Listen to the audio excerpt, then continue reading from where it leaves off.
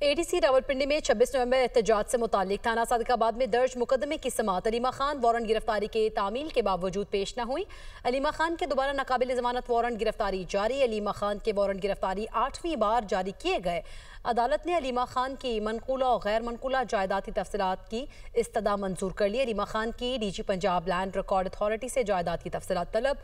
Secretary cooperative Punjab से भी जायदाद की तफसीलात तलब। Chairman CDA senior member board of revenue को भी जायदाद की तफसीलात तलब।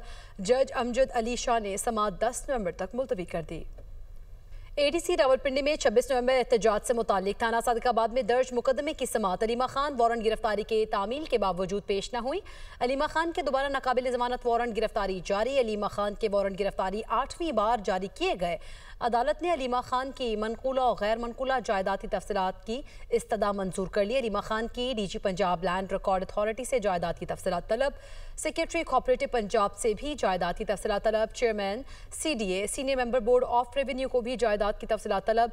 जज अमजद अली शाह ने समाअत 10 नवंबर तक मुलतवी कर दी।